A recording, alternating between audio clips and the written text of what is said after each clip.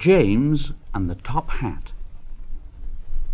James was a new engine who lived at a station at the other end of the line. He had 2 small wheels in front and 6 driving wheels behind. They weren't as big as Gordon's, and they weren't as small as Thomas's.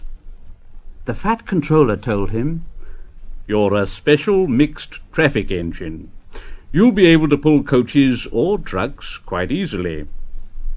But trucks are not easy things to manage, and on his first day they'd pushed James down a hill into a field. He'd been ill after the accident, but now he had new brakes and a shining coat of red paint. The Fat Controller was quite kind to James. "The red paint will cheer you up after your accident. You can pull coaches today, and Edward can help you." So James and Edward went together to find the coaches. Edward knew all about coaches and trucks. "Be careful with the coaches, James. They don't like being bumped. Trucks are silly and noisy. They need to be bumped and taught to behave, but coaches get cross and will pay you out." They took the coaches to the platform and were both coupled on in front.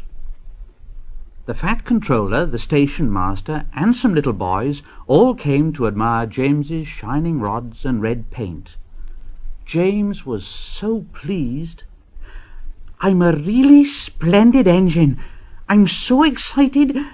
I feel like going..." James let off steam.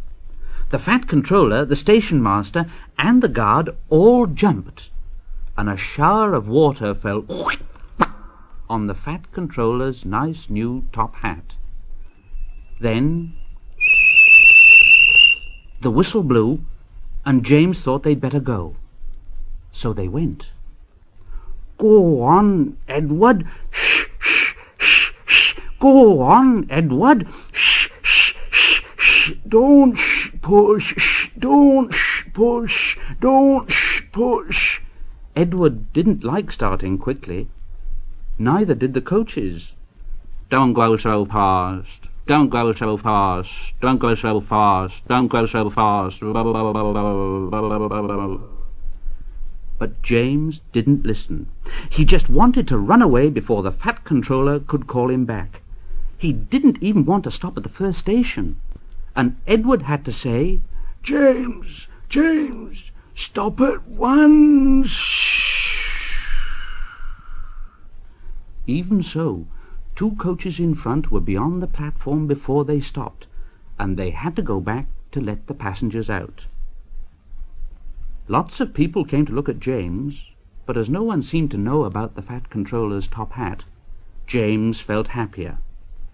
Presently they came to the junction where Thomas was waiting with his 2 coaches. Thomas was pleased to see James. "Hello, James. Feeling better?" "Yes, thank you. That's right." "Ha! That's my guard's whistle. I must be off. Sorry I can't stop. I don't know what that Fat Controller would do without me to run his branch line. Ta-ra! Ta-ra! Ta-ra!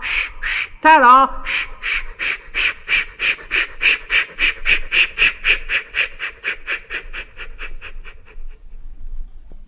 And off he puffed with his 2 coaches into a tunnel. Edward and James pulled away from the junction. They passed the field where James had had his accident. The fence was mended, and the cows back again. James whistled at them, but they paid no attention. On went James and Edward, through Edward's station yard, and they started to climb the hill beyond. "It's ever so steep. It's ever so steep." "I've done it before. I've done it before." "It's steep, but we'll do it." "It's steep, but we'll do it."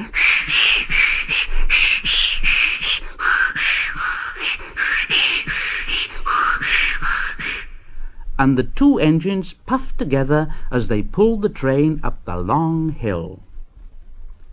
They both rested at the next station, and Edward told James the story of how Gordon had stuck on the hill and he had had to push him up.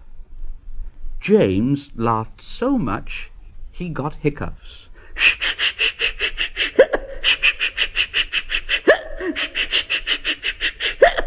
He made so much noise he frightened an old lady in a black bonnet, and she dropped all her parcels.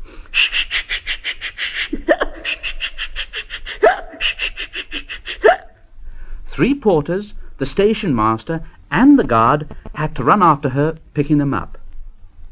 James got quieter in his shed that night. He had enjoyed his day, but he was a little afraid of what the fat controller would say about the top hat.